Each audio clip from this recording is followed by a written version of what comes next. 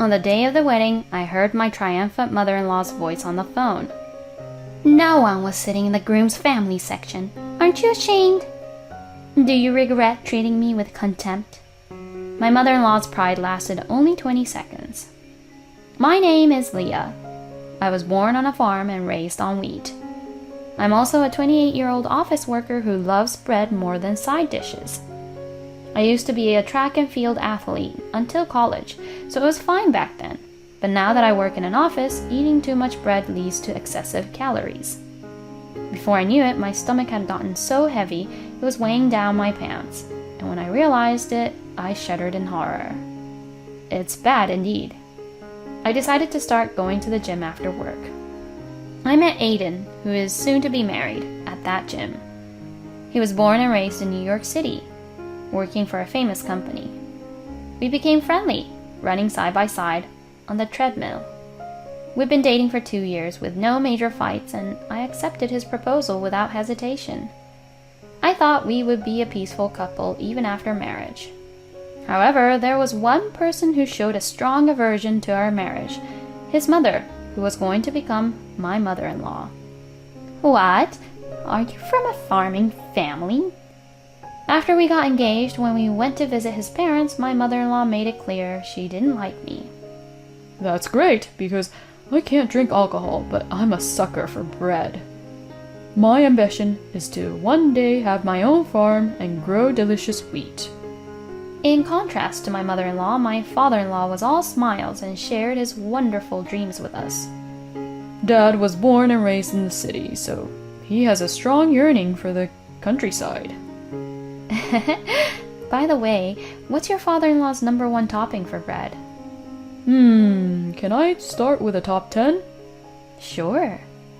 Hey now, it's going to be tomorrow. Although he laughed it off, my father-in-law seemed to be enjoying himself. When I asked for just the top one, it turned out to be roast beef. I feel like I can get along well with my father-in-law.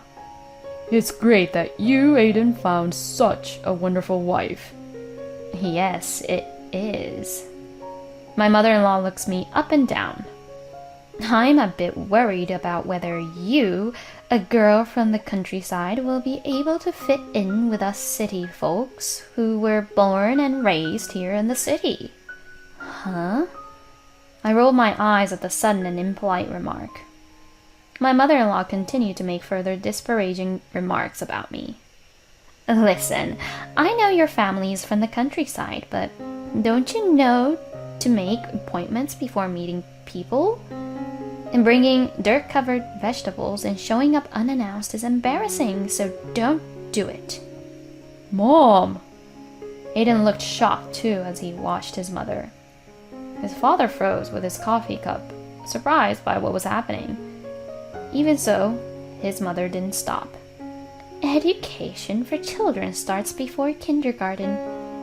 If you're raised like you were in the environment where you grew up, you won't fit in the city. Don't embarrass my son or us. Hey, what the hell are you saying? My father-in-law comes to his senses and hurriedly blames my mother-in-law. But my mother-in-law smiled at me. I am concerned about you as a woman. Can a simple and easygoing girl like you really fit in with our family, who have been living in the city for generations? And won't it be better for you to go back to the countryside and find a man who suits you rather than going through the hardship of living in the city? Well, someone who can make snide remarks to a person they just met while keeping such a refined smile definitely doesn't exist in the countryside. Actually, I don't think they exist even in the city. Even Aiden is taken aback by his mother's words. Mom, that's really disrespectful to Leia and her parents. We were just born and raised in New York City. We're not some fancy family or anything. And Leah has been living in the city for 10 years now, working as a successful office worker. There's really nothing to worry about. I don't know. He tried to remain as calm as possible, but my mother-in-law snickered anyway. When Aiden's temple began to throb, my father-in-law slapped the bread on the table in frustration. Yes, that's enough. I'm sorry, Leia. Mom is just a worrier. She doesn't mean to offend you. So whenever you have a problem, you can always count on us. As a parent, I'm here to help. Yes. I'm glad my father-in-law said that. But the whole time, his wife is giving me these looks full of malice and hatred. I couldn't help but let out a sigh at the thought of the challenges ahead in our married life, but I quickly swallowed it down. After reporting to my parents, we started preparing for the wedding. Since many of my friends had already gotten married, I had some ideas about what kind of ceremony I wanted, but there was always something getting in the way. That something was my mother-in-law. First, she begged to come with us to see wedding dresses. Although Aiden refused, she showed up anyway and followed us to the bridal shop near our train station. And every time I tried on a dress, she made remarks like, "You look too rural, so the dress doesn't suit you," and the like. What kind of face is that?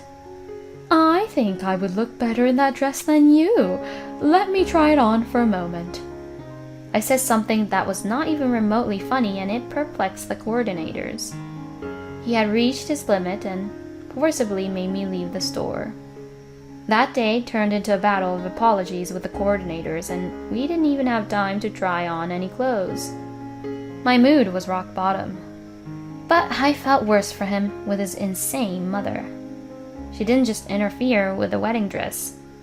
She even tried to cancel the colored dress, saying that a country girl didn't need to change clothes, and took it upon herself to include a performance from her hula dance circle without our consent in the wedding program. It was as if she thought that a country girl like me didn't have any sense of style or class. She insisted on giving an excessive number of wedding favors, saying it was expected at city weddings, and even changed the venue's gift policy without informing us. I was at my limit. I was really looking forward to our wedding, but the preparations had become a total nightmare. We were causing trouble for the venue, and my partner was getting irritated by the day. It was clear that if we continued like this, it would only lead to disaster for both of us. I didn't want to break up with Aiden or cave to my mother-in-law's demands.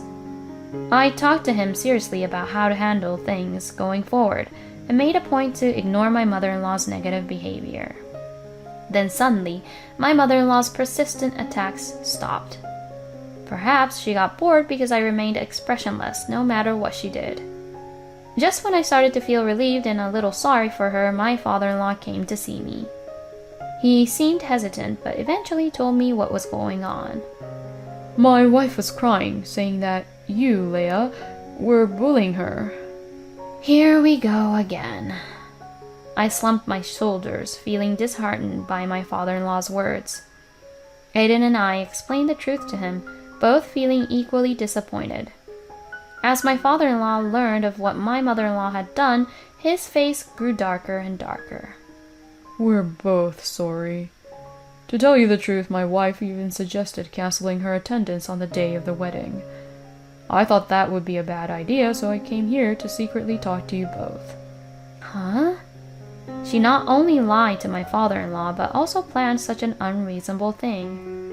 Apparently, Mother wants to make a silent protest to those around her by having the groom's parents absent, saying it's a result of the bride brainwashing her son. She's even encouraging my other children to not attend. What? Even my sister and brother? My husband's eyes widened. She's probably telling everyone, including my husband's siblings, all kinds of nasty things about me. Ugh, my stomach is in knots. I understand that she doesn't like having a rural bride, but doesn't she realize how much shame her son would feel if she did something like that? Can't she see how sad it makes me feel? Mom doesn't have to come anymore. My husband muttered with a face that had turned white as a sheet. If she wants to be absent, she can. Forcing her to attend won't do any good. I should protect Leia. Aiden. My eyes began to well up at Aiden's words. As our emotions were on display, our father-in-law looked away. I couldn't let go of the desire to believe in the wife I've been with for so many years. But I also want to support you both, Aiden and Leia, from the bottom of my heart. Father-in-law, how could my mother-in-law be so twisted with two such wonderful people? I honestly want to take Aiden's suggestion and ban my mother-in-law, but that would leave a lingering sense of unease in my father-in-law's heart. After much deliberation, we decided to execute a plan. If this doesn't work, then there's no hope for my mother-in-law. It was late November, with the golden maple trees lining the streets on our wedding day. When we entered the dressing room for our family gathering, my mother-in-law was nowhere to be seen. My father-in-law shook his head quietly, and it seemed our plan had failed. Though my father-in-law looked sad, he also seemed relieved that my mother-in-law didn't show up. I felt bad for him, but I was also relieved that she didn't come. My father awkwardly led me down the aisle like a robot. Friends smiled and blessed us, a typical scene at a happy wedding. Nothing was strange, except for the absence of the groom's mother. In the end, the ceremony proceeded without her presence. In the bridal room after the reception, I checked my phone and saw a missed call. It was from my mother-in-law. I brought in the person waiting outside and dialed the number again. The call connected immediately, and my mother-in-law answered excitedly and started speaking in a hurried manner. "Oh, Leia, aren't you in the middle of the ceremony? The bride has plenty of time to answer her phone. Ha ha ha ha." Mother-in-law. Hey, isn't it a surprise that my husband and children didn't show up? You must be in trouble, right? Isn't it embarrassing that no one is sitting at the groom's family seats? Do you regret disrespecting me? Ha ha ha.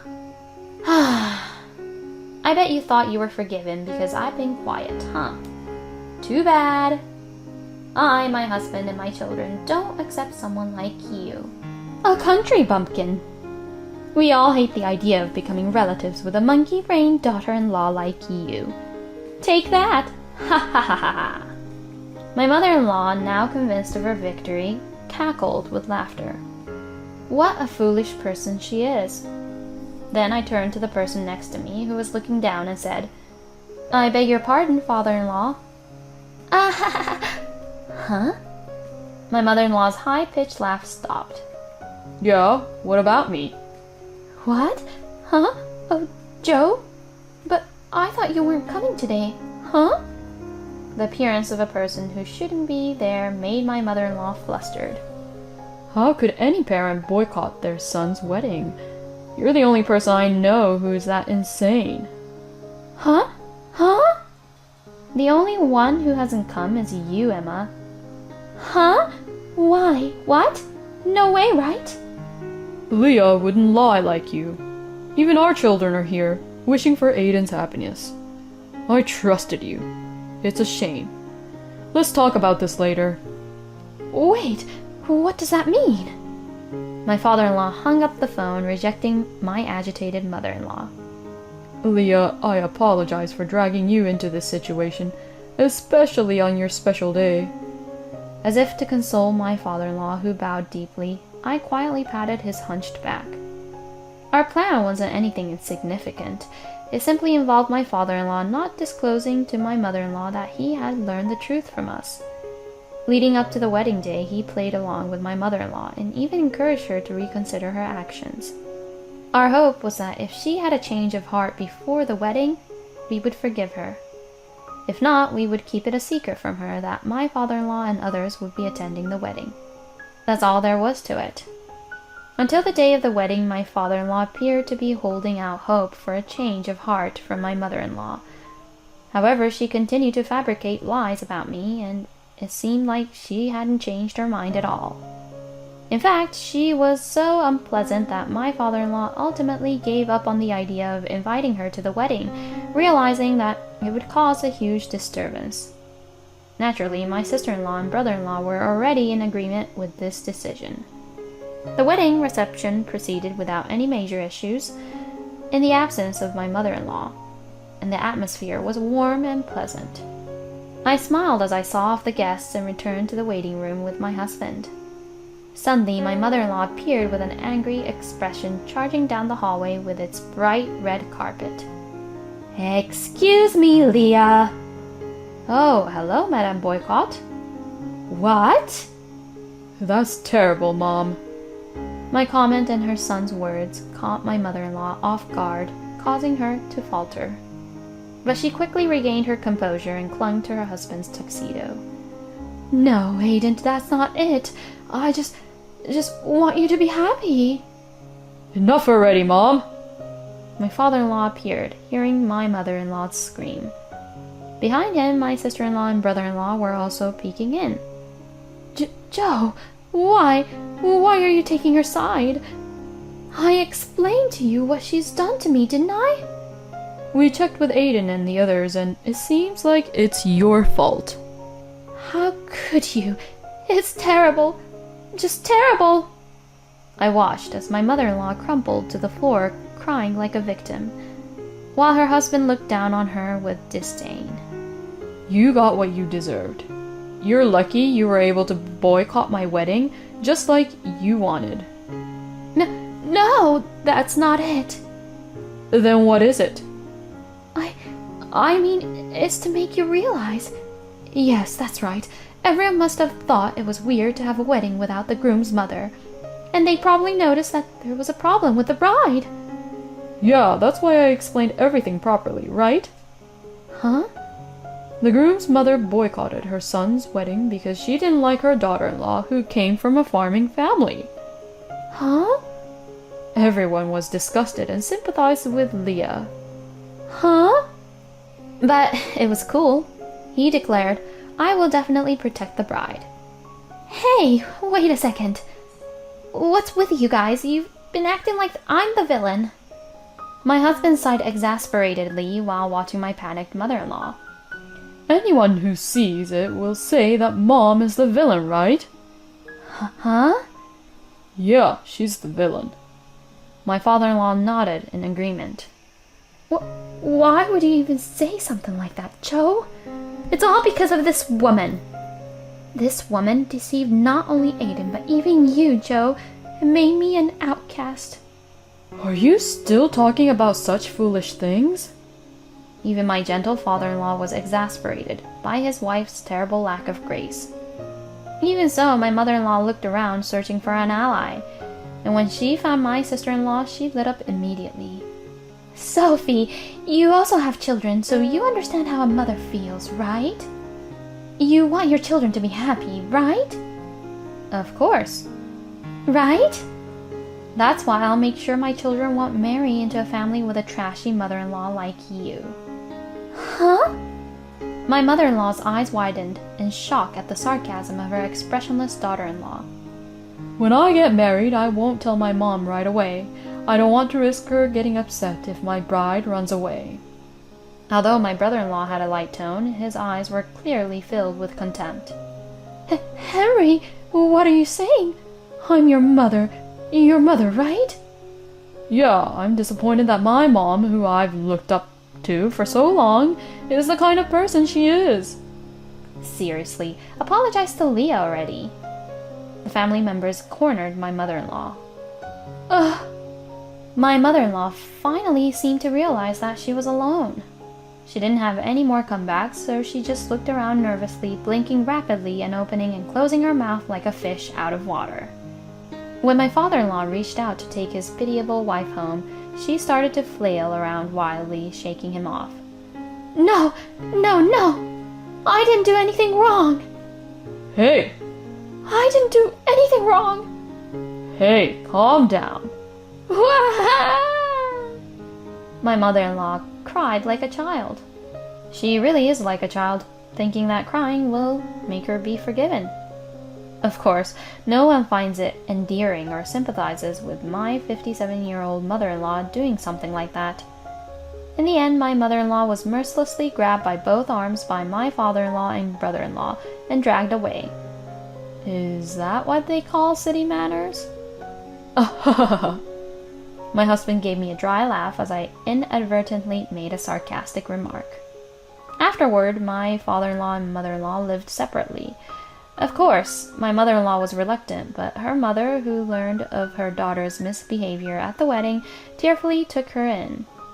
It's so sad that my mother-in-law's mother, who is almost 80 years old, has to clean up after her daughter, who is approaching her 60s. What's more surprising is that my mother-in-law's birthplace is even more remote than my family's house. Apparently, her parents were transferred for work when she was in elementary school, so they moved to the city. I mean, she herself was probably running around in the mountains until she went to elementary school, claiming to be from the city, and looking down on me for being a country girl. She was a good wife and mother until this incident, so my father-in-law gave her a grace period before divorcing her. However, judging from my completely dispassionate father-in-law's eyes, it seems difficult for them to live together again. As for my mother-in-law, who has been a full-time housewife and has no qualification, I couldn't possibly imagine her being able to live alone while working and renting a house in a city. She'll probably end up living out her remaining years in the countryside that she had looked down upon so much. It was early summer, about 6 months later. Whoa! My father-in-law fell on his back with a thud and got covered in mud in my family's cornfields. Are you okay? Nah, it's embarrassing to get help from young guys like that. My embarrassed father-in-law scratched his cheek with his muddy hand, which made his face completely black. My father and husband, who heard my father-in-law's scream, rushed over from the next field. My father said, "Oh my, the tough guy got back up." "Geez, Dad," I scolded my grinning father, but my father-in-law laughed it off. Well, I need to strengthen my legs and back more. That's because you're a city boy, Dad. My husband's comment made all four of us burst out laughing. After the holidays had passed, my father-in-law, who loves wheat, offered to help with planting corn. Although we have a corn planting machine now, so we don't need as many people as before, there are still areas where the machine can't plant, so manual labor is still required. My father-in-law and husband handle the seedlings carefully and take on the heavy work, so my parents are also grateful for their help. As I gaze at the pastoral scenery, I savor my mother's homemade bread. The sound of the rustling corn swaying in the breeze is pleasantly soothing to the ears. Ah, what a beautiful view. I could eat 5 loaves of bread just looking at the scenery. That's sweet of you, Dad. I could eat 10 loaves. Don't compete over something like that. Both my husband and father-in-law seem to be having a good time. My parents, who are watching this, also seem happy, and it warms my heart. Getting married and connecting families, and having more people to share joy with is such a wonderful thing. My mother-in-law was a disappointing person, but I think it was really great to be able to meet my husband and become a family with my father-in-law. Eating a meal under the blue sky with my beloved family. It was simple, but it was more delicious than any luxurious dish. It was the best. Thank you for watching.